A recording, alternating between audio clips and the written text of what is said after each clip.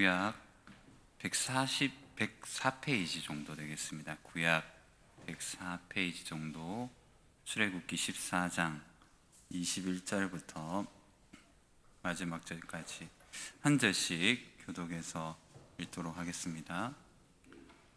모세가 바다 위로 손을 내밀매 여호와께서 큰 동풍이 밤새도록 바닷물을 물러가게 하시니 물이 갈라져 바다가 마른 땅이 된지라.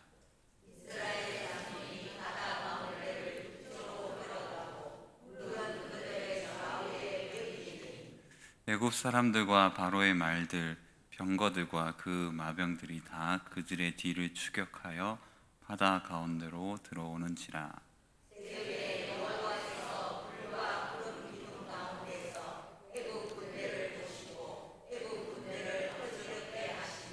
그들의 병거 바퀴를 벗겨서 달리기가 어렵게 하시니 애굽 사람들이 이르되 이스라엘 앞에서 우리가 도망하자. 여호와가 그들을 위하여 싸워 애굽 사람들을 치는도다.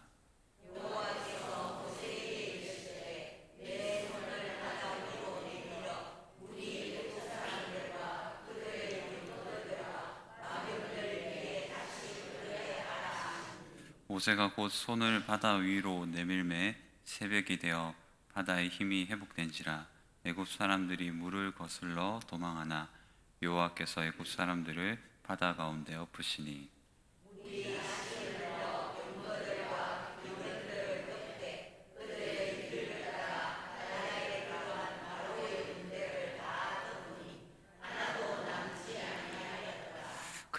그러나 이스라엘 자손은 바다 가운데를 육지로 행하였고 물이 좌우의 벽이 되었더라.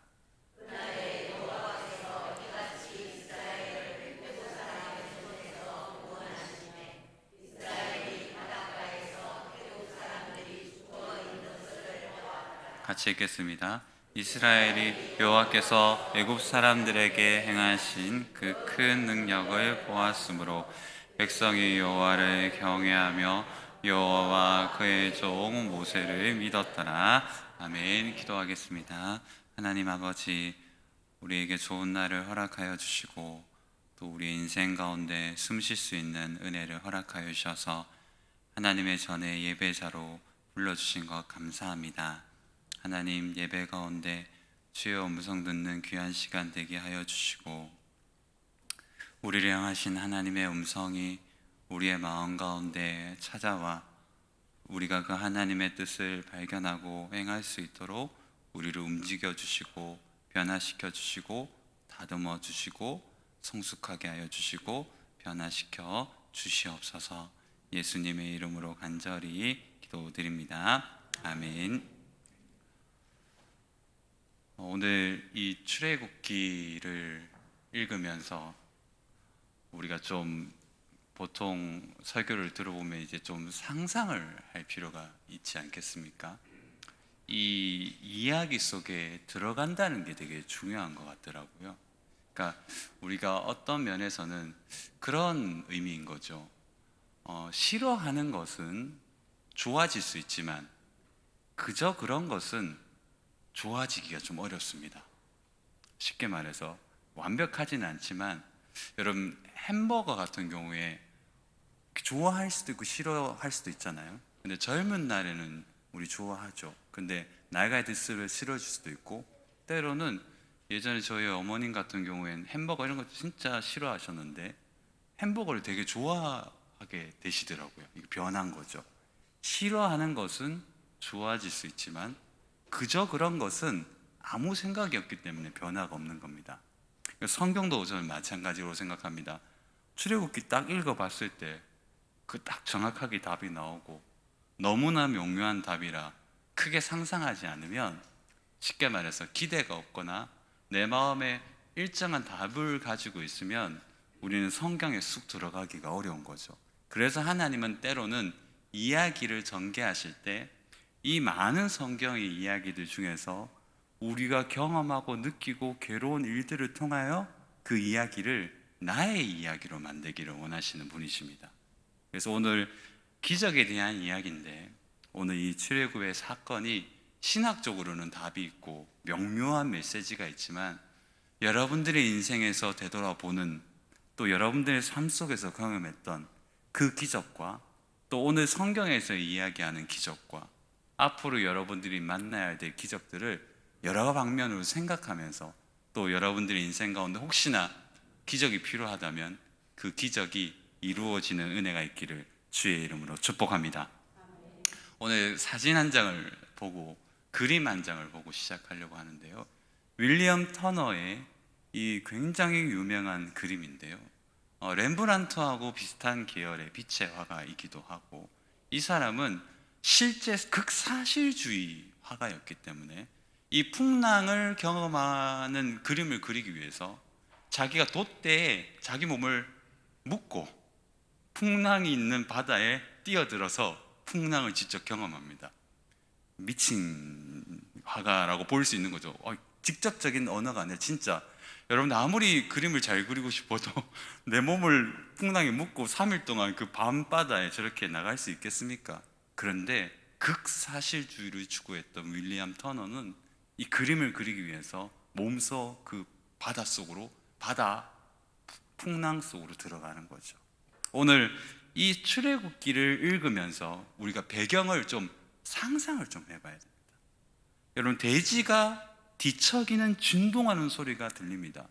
애굽의 600승, 명확하고 분명한 탁월한 선발된 병거가 말발굽 소리를 내며 천지를 뒤흔들면서 앞에 흙먼지를 일으키면서 다가오고 있는 거죠.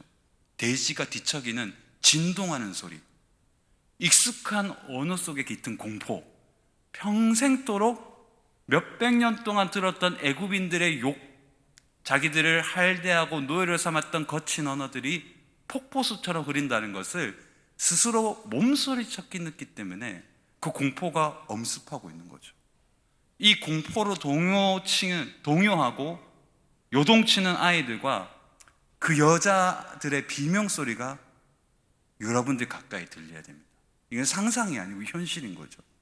막연히 우리는 기적과 홍해가 가르는 것만 느껴지지만 그 전에 그 배경은 모든 것을 집어삼킬 만큼의 바다가 그 앞에 있고, 익숙한 괴로움과 고통을 줬던 미친 듯한 애굽 사람들이 앞으로 다가오고, 뒤로는 그보다 더 무서운 깊은 바다가 그들 앞에 놓여 있는 거죠. 말 그대로 완전하고 완벽한 공포, 말 그대로 완전하고 완벽한 공포에 압도되는 현실이 오늘 본문의 현실입니다. 완전하고 완벽한 공포예요. 오늘 우리가 보고 직면하고 읽는 이 본문의 배경이 그러하다는 거죠. 같이 한번 따라해 볼까요? 완벽하고 완전한 공포. 여러분, 이런 경험을 해보신 적이 있으신가요? 아비규환, 말 그대로 정말 숨이 퍽 헐떡이고, 도저히 정말 이거는 하나님 외에는 답이 없다, 하나님도 이거는 해결을 못할 거라는 공포 속에 들어가 본 적이 있으십니까? 예전에 저희 형님이 군대 휴가 때 나와서 옛날에 저와 자면서 저를 새벽에 깨우면서 나를 위해서 기도해 달라고, 덩치는 산만했는데 저희 형님이 땀을 뻘뻘 흘리면서 무서운 꿈을 꿨다고. 그런 공포 말고 현실, 당장 카드값이, 당장 보험금이, 웃으시겠지만 진짜 그 공포, 갑자기 대출금이, 누가 나를 사기를 치고, 온갖 모든 겁박한, 내일이면 내 수명이, 내 명예가, 내 삶이, 내 사랑하는 사람이 내일 문턱을 넘고 가나안 땅을 들어가야 되는 이 치밀하고 완벽한 공포라는 이 현실이 여러분들 앞에 툭 놓여져 있을 때, 그때 여러분들은 무엇을 하셨나요? 이걸 여러분들이 쓱 들어와 봐야 되는 거죠. 이런 현실 가운데 여러분들이 한 번쯤 경험해 봤다면, 저 같은 경우에는 여러 사건이 있었던 것 같고, 여러분들에도 분명히 그런 사건이 있을 겁니다. 근데 그 현실 가운데 여러분들은 무엇을 하셨나요? 그리고 현실 속에서 이스라엘 백성을 굉장히 뭐라 해요, 우리는. 야, 그렇게 많은 기적을 경험했는데도 뭐 그냥 기적 또 경험하면 되지, 왜 이렇게 아비규환처럼 우리 애굽을 왜 탈출시켜가지고 우리 죽게 했느냐라고 갑자기 또 민낯을 보이느냐 얘기할 수 있겠지만, 사실 닥쳐보면 아는 거잖아요. 예전에 제 아는 전도사님의 남편은 열심히 일하는 증권가에 굉장히 유명한 사람이었습니다. 여전도사님이셨는데 남편이 굉장히 젊었을 때 아이도 여자애 2명이 있었는데, 근데 그 차 안에서 죽은 거예요. 열심히 일하다가. 이걸 뭐라고 하죠? 과로사. 그냥 차 안에서 발견됐는데 그 숨이 끊어진 거예요. 그때 숨이 턱 넘어가는 거, 아무도 상상할 수 없는 이야기입니다.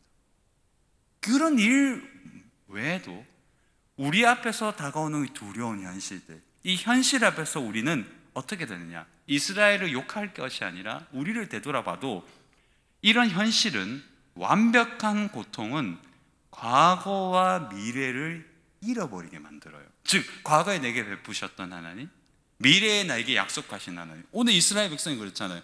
그 많은 10가지 재앙과 어마어마한 재앙을 하나님이 기적으로 베풀어 주셔서 여기까지 왔는데, 과거는 이미 잊지 않았다? 잊어버린 거예요. 없어요.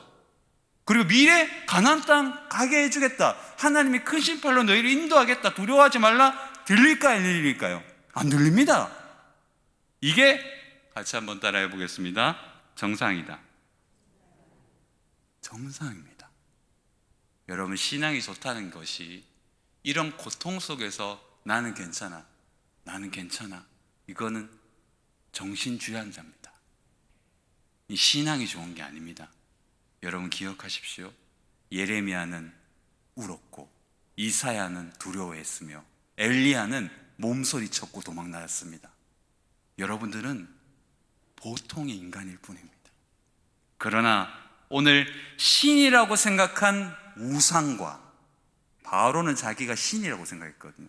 자기 자신이 신이라고 생각했던 그 우상과 참된 보이지 않는 신 사이의 전쟁, 바로 불멸의 이야기, 이 거대한 서사가 쓰여지는 순간이 오늘 이 고통 속에서 무서울 정도로 현실 가운데 입혀진 이스라엘 백성의 이야기 속에서 일어난다는 거죠.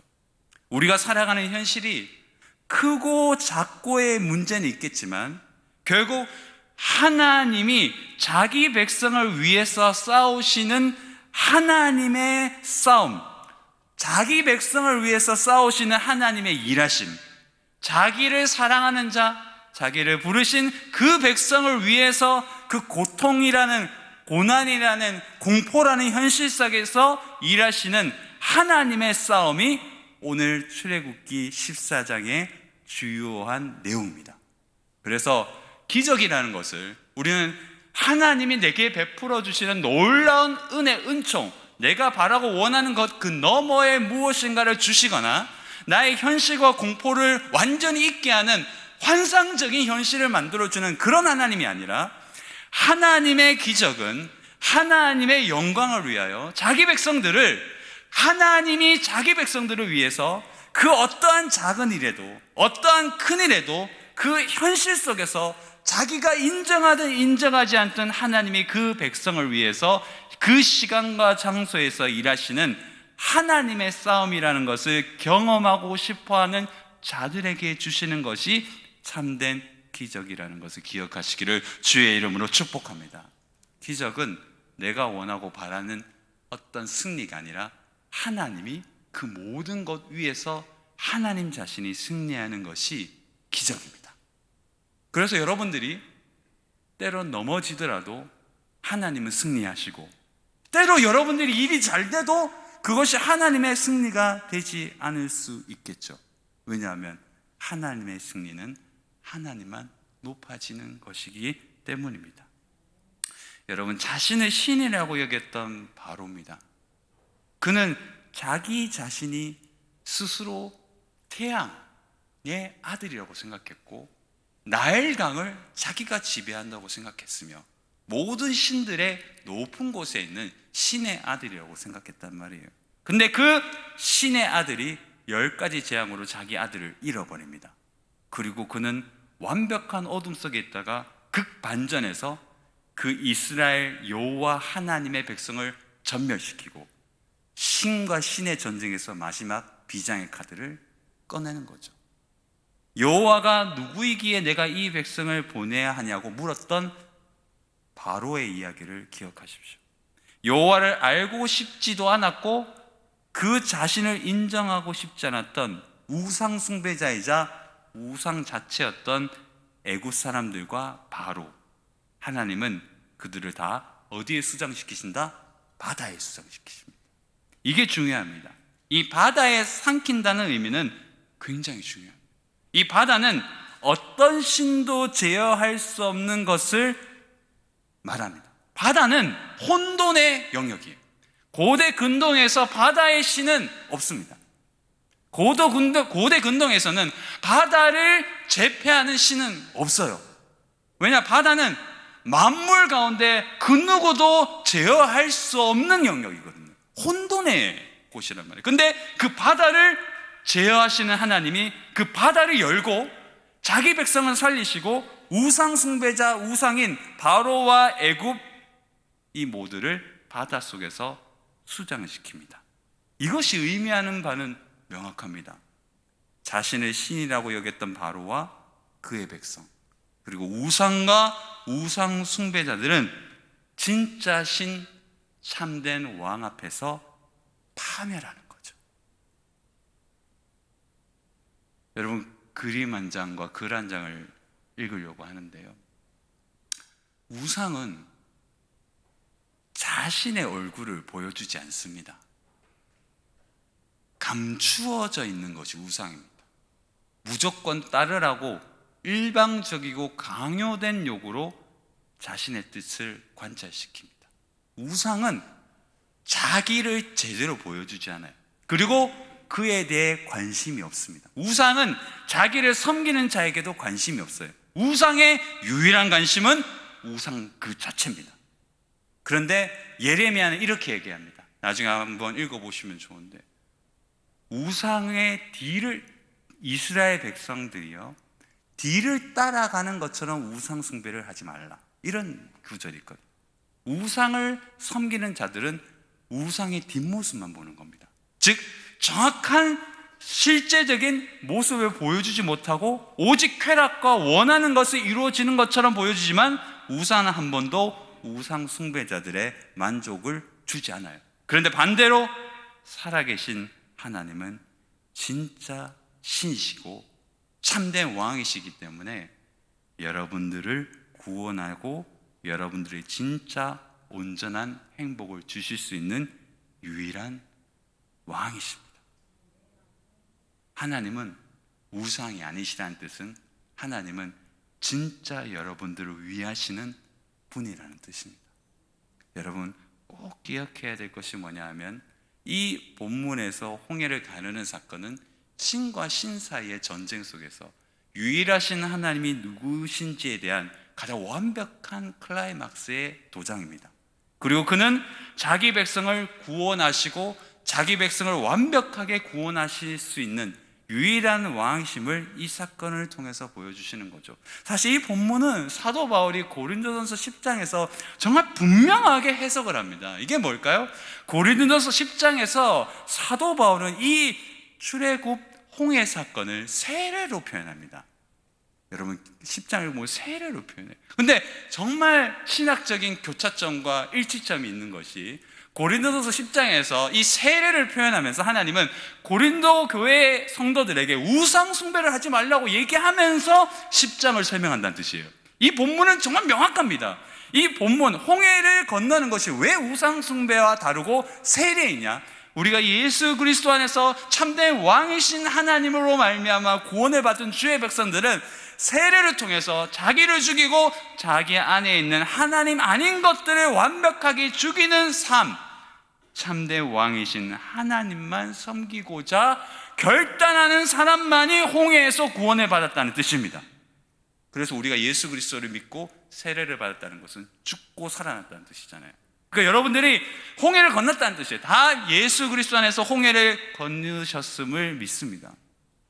히브리서 11장에서 믿음장에서도 이 홍해 사건은 믿음으로 말미암아 이 세대는 홍해를 건넜다 했잖아요. 이 두 가지를 신학적 해석으로 해석할 수 있죠. 이 홍해 사건은 마땅히 하나님의 백성들이 왕으로 섬기는 하나님으로 말미암아 새롭게 거듭난 회심, 중생의 선물을 받고 다시는 돌아갈 수 없는 구원받지 못하는 백성들처럼 살지 않겠다는 참된 구원의 은혜를 받았다는 뜻입니다. 이건 분명합니다. 그래서 우리가 가장 중요하게 생각해야 될 첫 번째 기적은 뭘까요?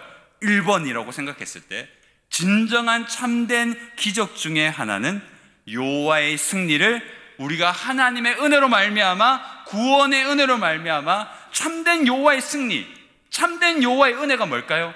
나는 나 자신을 먼저 사랑했고, 나는 하나님을 알지 못했고, 나는 한 번도 회심하고 싶지 않았고, 나는 나 스스로 하나님을 발견하지 못했는데 하나님의 이 미약하고 미천하고 버러지 같은 인생을 끌어당겨서 하나님의 백성으로 만드시기 위해서 죽음의 파도를 넘기고 바다를 가르고 자기 백성 가운데 모든 우상을 죽이면서까지 우리를 구원하여 우리를 주의 백성 삼으셨던 회심의 은혜라는 것을 꼭 기억하시기를 주의 이름으로 부탁합니다. 아무리 반복해도 지나치지 않은 참된 거룩한 은혜와 기적은 우리가 예수를 만났다는 겁니다. 할렐루야! 예수를 만났다는 것이 우리에게 감동되지 않는 우리 자신이 가장 회개해야 될 내용 중에 하나인 거죠. 여러분, 꼭 우리가 정말 회심이라고 하면 옛날 추억만 하지만, 여러분 오늘 밤이 가기 전에 그래도 눈물은 나오지 않겠지만, 뭔가 이렇게 전율적인 은혜는 없겠지만 오늘 밤 잠 이루기 전에 그렇게 한번 기도하고 주무시기를 바랍니다. 하나님, 나 같은 사람 구원해 주셔서 감사합니다.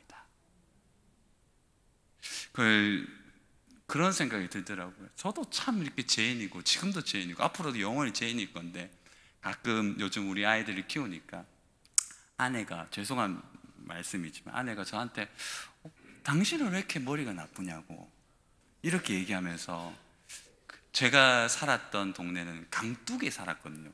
강둑이 옛날에는 이렇게 큰 돌을 이렇게 모자이크처럼 해서 빈틈이 정도 있었습니다. 손 딱 잡을 만한, 암벽 등반할 만큼. 강둑에 살았기 때문에 제가 물놀이를 좋아해서 이렇게 넘어가면 길이 있어요. 근데 너무 귀찮으니까 거의 여기서 여기까지 높이가 돼요. 정말 거짓말 못하고 저 꼭대기까지.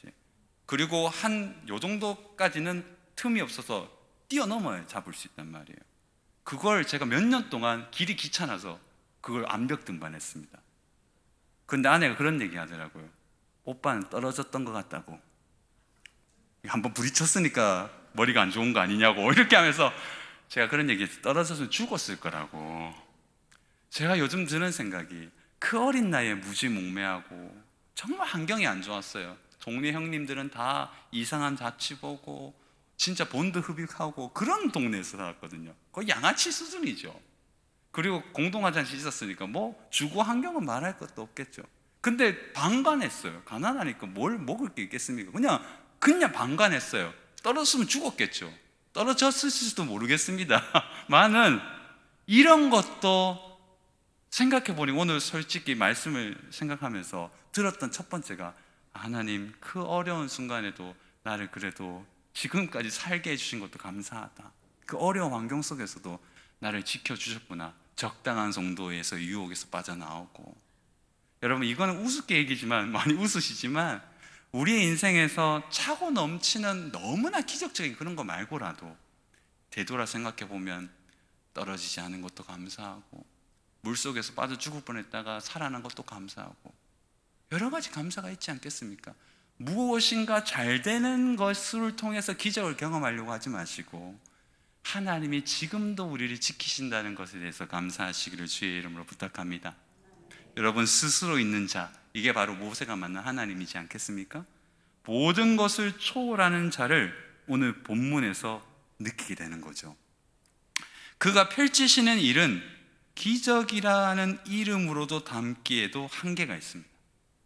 오히려 오늘 일어나는 일은 표면적으로는 기적이지만 하나님 자신이 자신의 백성을 위해서 일하시는 자연스러운 행위입니다. 그러니까 사랑하는 사람은 사랑하는 죄를 위해서 행위하거든요.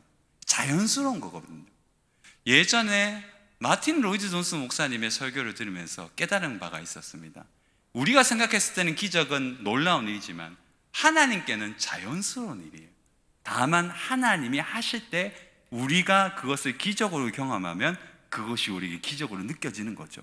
그래서 가장 유명한 참된 기적은 우리가 하나님으로 말미암아 하나님이 주신 은혜라고 생각하는 그 모든 것은 같이 한번 따라해 보겠습니다. 기적이다. 기적이에요. 맞아요. 하나님의 역사는 크고 작든지 간에 그 자체가 중요한 것이 아니라 이것이 중요합니다. 하나님이 자기 백성을 위해서 일하신다는 것을 보여주는 겁니다. 기적은 하나님이 자기 백성을 위해서 일하신다는 것이 중요합니다. 오늘 우리 인생에서 경험해야 할 기적은 기적 자체가 아니라 여전히 하나님은 우리를 위해서 일하시는 하나님이라는 것이고, 또 하나는 그런 하나님을 우리가 발견하는 은혜가 있어야 된다는 거죠. 같이 한번 따라해 볼까요? 우리를 위해서 여전히 기적을 행하시는 하나님을 발견하자. 그런 은혜가 있기를 바랍니다. 온 천지가 기적입니다. 온 천지 만물이 우리에게 하나님을 찬양하고 하나님의 기적을 경험하라고 얘기합니다. 때론 우리의 궁핍하고 어렵고 눈물나고 고독스럽고 굉장히 소심한적인 삶의 모든 양태들조차도 하나님의 우리를 계속해서 그렇게 빚으시는 하나님의 역사라는 것을 꼭 기억하시기를 바랍니다. 인생의 모든 문제는 두 가지의 문제라고 어떤 한 신학자가 얘기했습니다. 출애굽기를 해설하면서 첫 번째가 소심한 믿음의 문제다. 소심한 믿음. 두 번째가 우상 숭배라는 거죠. 우상 숭배는 뭘까요? 대체품은 다 우상 숭배입니다. 대신하는 모든 것들은 우상 숭배예요. 잘 채워질 수 없는 것을 채우려고 하는 인간의 욕구는 하나님 아닌 것으로 발휘되겠지만 그것은 언제나 결국 우리에게 공허를 낳게 될 겁니다. 우리의 문제는 기적이 없어서가 아니라 기적이 일어나는 바로 그 순간까지 참을 수 없는 한계와 회피에 있다고 생각합니다. 여러분, 오늘 이 본문에서 가장 중요하게 현실적으로 우리에게 적용해야 될 것은 뭘까요? 우리에게 하나님은 기적을 베푸시기를 원하십니다. 믿으시죠? 근데 기적을 경험하기 위해서 우리가 신앙적으로 결단해야 될 것이 뭐냐면 하나님 앞에 큰 믿음을 가져야 되는데, 그건 우리가 크게 행동하라는 뜻이 아니라 하나님이 크게 행동하실 수 있도록 같이 한번 따라해 보도록 하겠습니다. 기다리자. 우상을 만들지 말고요. 아론처럼 모세를 기다려야 되는 거죠. 기다리지 못해 우상 숭배를 했고 기다리지 못해 하나님 대체품을 삼은 거죠. 우리가 작은 기적을 가지고 하나님을 찬양하고 오직 하나님을 사용하셨고 하나님의 은혜 주셨다는 얘기를 하지만 그 간증이 우리와 공동체를 살리지 못하는 이유가 뭘까요? 그 간증이 협소해지고 사라지는 이유가 뭘까요? 진정한 간증, 진정한 서사, 하나님이 쓰시는 역사는 영원토록 흔적이 남는데요. 왜 우리의 작은 간증들은 일말의 이야기로 사라질까요? 왜냐하면 그 속에서는 나의 힘, 나의 능력이 조금 있고 하나님이 도운 협력적 기적이었기 때문인 거죠. 우리는 그런 기적은 많이 경험해요. 참지 못하니까 누군가에게 기도해달라 하고 누군가에게 도움을 요청해서 하나님 도우시죠. 그것도 귀한 겁니다. 그렇게 해야 됩니다. 다만 어떤 부분에서 이 본문이 얘기하는 것처럼 철벽이 쳐지고 당장 죽을 것 같은 그 현실 속에서는 아무도 도와줄 수 없던 그 순간에 우리가 미칠 것 같은 그 현실을 뛰쳐나와서 기도하지 않고 다른 사람을 찾거나 하나님 아닌 다른 것으로 말미암아 우상으로 말미암아 그 문제를 해결하려고 했을 때 하나님은 여러분들을 거절하지 않으셨어요. 오히려 하나님은 그 약하고 소심한 믿음조차도 받으셔서 협력하여 여러분들에게 기적을 베푸신 선하신 하나님이십니다. 그러나 우리가 진짜 기적을 경험하기 위해서는 완벽한 내려놓음, 하나님만 쓰실 수 있는 참된 기적, 여호와의 승리를 경험하기 위해서는 완벽하게 하나님을 기다리는 완벽한 피동적인 믿음이 필요한 거죠. 근데 사실은 이런 사건이 펼쳐지면 그렇게 됩니다. 같이 한번 따라해 보겠습니다. 바라지는 않겠지만, 따라해 볼까요? 바라지는 않겠지만 그런 날이 온다. 그런 날이 오지 않기를 바랍니다. 그건 안 따라 하셔도 되는데 그런 날이 오지 않기를 바라요. 스스로 호흡하지 어려운 순간, 내가 사랑하는 사람을 내가 고칠 수 없는 그 아픔, 내 손으로 내가 내 인생을 할 수 없다는 그 비참함, 가족을 바라보지 못하는 그 처절한 망가짐. 근데 그 순간이요, 하나님이 기적을 베푸시는 순간입니다. 내 아버지 어머니의 눈물을 닦아드릴 수 없을 때, 내 자녀의 아픔을 치유할 수 없을 때, 교회 공동체가 나 때문에 내려앉는 것 같고, 다 남들은 다 잘하는 것 같은데 나 때문에 부응 못하는 이 거룩한 죄책감, 이 모든 것이 여러분들에게 필요한 가장 강력한 마음의 무거움이 아니겠습니까? 여러분, 그런 순간이 찾아올 때, 그때야말로 오늘 이 출애굽 사건처럼 오늘 본문을 읽어보면 여호와께서라는 단어가 6번 나옵니다. 여호와께서, 여호와께서, 여호와께서, 여호와께서. 바다를 딱 보고, 애굽 사람들 보고 바다에 딱, 쉽게 말해서 이거를 저는 뭐 여기 썼지만 시간에 다 읽지는 않겠지만, 그물에 물고기가 들어온 것을 보고 죽이려고, 잡으려고 하는 것처럼 바로가 다 들어온 한 후에 하나님 보고, 딱 보고. 근데 또 반대로 여호와께서는 이스라엘 백성들이 다 무사한 것을 보고 애굽 사람들을 죽이는 거죠. 여기에 보면 얼마나 치밀하고 얼마나 완성적이고 얼마나 뛰어난 하나님의 기적이 펼쳐진다는 것을 우리가 느끼게 되는 거죠. 그래서 사람이 만드는 기적은 온전하고 완벽할 수가 없지만, 하나님이 만드신 최종적인 기적의 결과물은 완벽할 뿐만 아니라 온전할 뿐만 아니라, 이것이 가장 중요한 내용인데, 하나님을 알게 합니다. 우리가 진짜 기적을 경험하면 31절의 고백대로 하나님을 알게 돼요. 내가 이제껏 몰랐던, 알았지만 성경으로 느꼈고 배웠지만 고백했지만, 이 하나님이 진짜 살아계신 하나님이구나. 이건 여러분들이 고백할 수 있는 시간이 있다면 그 시간은 여러분들 인생에서 가장 위대한 기적이 발휘되는 순간이라는 사실을 꼭 기억하시기를 바랍니다. 여러분, 우리의 기적의 최종적인 결과물은 내가 원하는 희망이 쓰여지는 것이 아닙니다. 마르틴 부부가 얘기한 대로 진정한 희망은 하나님, 인격적인 하나님이 자기 백성들 사이에서 이루어진 언약이 희망이에요. 그러니까 진정한 희망은 내가 원하는 것이 일어나는 것이 아니라 하나님이 자기 백성을 위해서 일하시고 주시고자 하시는 것이 이루어지는 것이 희망인 거죠. 즉, 관계를 통해서 하나님을 알고 하나님을 알았기 때문에 가장 사랑하시는 그 하나님이 여러분들에게 가장 좋은 것을 주실 줄 믿습니다. 가장 좋은 게 뭘까요? 하나님 자신입니다. 하나님은 하나님 자신을 주십니다. 항구적인 기적은 일상이고, 특별한 기적은 우리의 사건을 통해서 일어납니다. 여러분, 항구적이고 지속적인 기적은 일상입니다. 그러나 특별한 사건을 통해서 주어지는 기적은 우리를 향하신 하나님의 손길에 대한 찬미를 위한 작은 도구일 뿐입니다.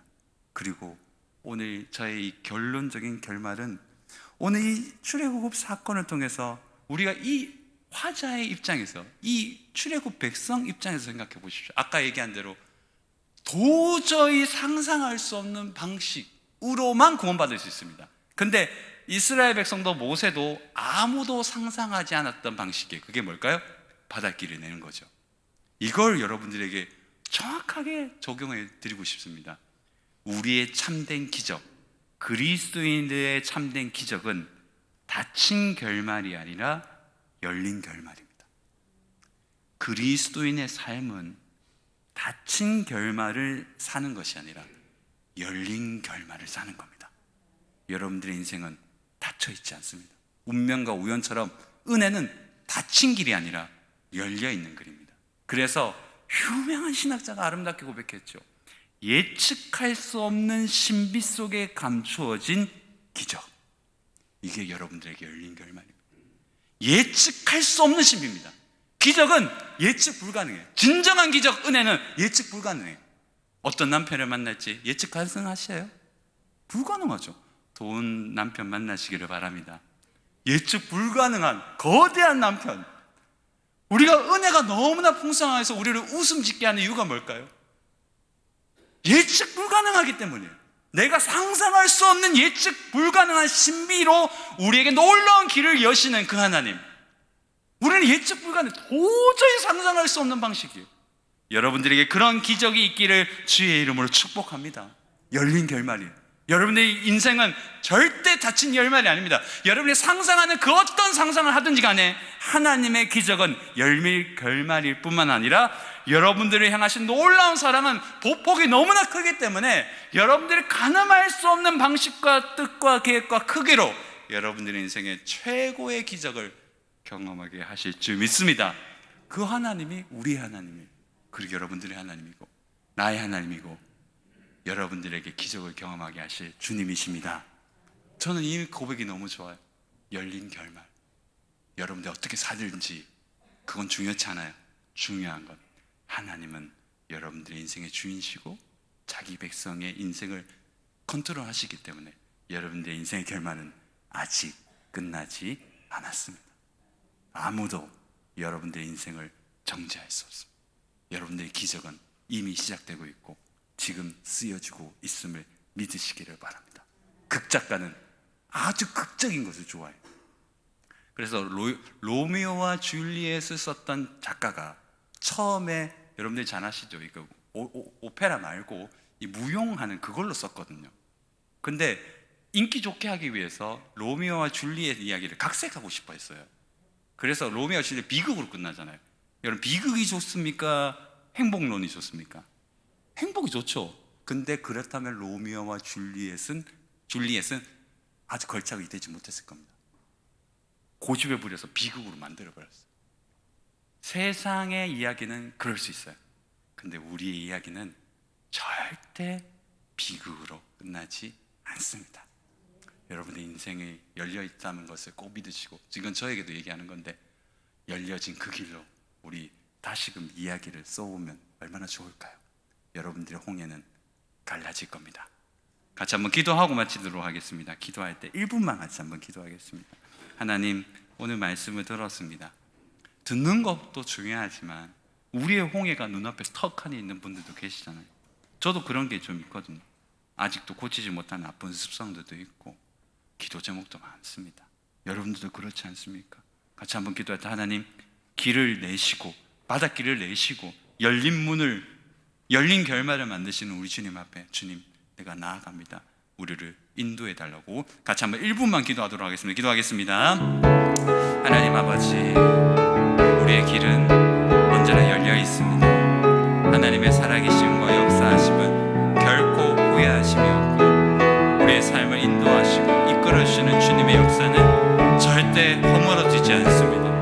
하나님, 우리는 우리 인생이 자초되고 어려워 괴롭고 실패하고 낯짝 엎드리고 나약하고 정말 허물어지는 인생이지만 하나님의 역사는 절대 실패하지 않습니다. 열심히 다른 박질한다고 가는 것도 아니고 내가 실패한다고 해서 실패되는 것도 아닙니다. 오직 하나님이 여신 길, 하나님이 열린 결말로 우리를 인도하시고 우리의 고통 속에서도 닫힌 문을 통해서도 홍해 앞에서도 하나님은 철저히 우리의 삶을 엎드리기를 주시고 인도해 주셔서 우리의 삶을 다시금 새롭게 역사하시는 하나님, 우리의 길을 여시고 우리 성도들의 삶을 여시며 우리의 삶을 이끌어주시고 함께하여 주옵소서. 우리의 삶을 지키시는 하나님 아버지, 우리의 굉장한 고통과 공포와 엄습한 이 현실 가운데 기적을 베풀어 주셔서 우리의 삶의 지평이 하나님의 영광을 경험하게 하여 주시고 살아계신 하나님으로 말미암아 우리의 삶이 변화되게 하여 주옵소서. 하나님 아버지, 이 땅 가운데 우리가 기적을 경험하기를 원합니다. 그 어떤 기적보다 중요한 건 하나님을 깊게 경험하게 하여 주시옵소서. 역사하시는 하나님 도와주옵소서. 하나님 아버지, 우리 인생을 크게 사용하시고자 하시는 우리 주님 앞에 나약한 믿음을 내려놓고 열린 결말로 인도하시는 주님을 바라보고 나아갑니다. 귀한 성도님들의 인생 가운데 기적이 일어나게 하여 주옵소서. 그 기적 가운데 하나님만 높임 받아 주시옵소서. 그리고 우리는 주님을 찬양하며 우리의 삶에 영원히 지워지지 않는 그 흔적을 가슴 깊게 묻고 평생 감사하며 이 신앙 완주하게 하여 주옵소서. 예수님의 이름으로 기도합니다. 아멘.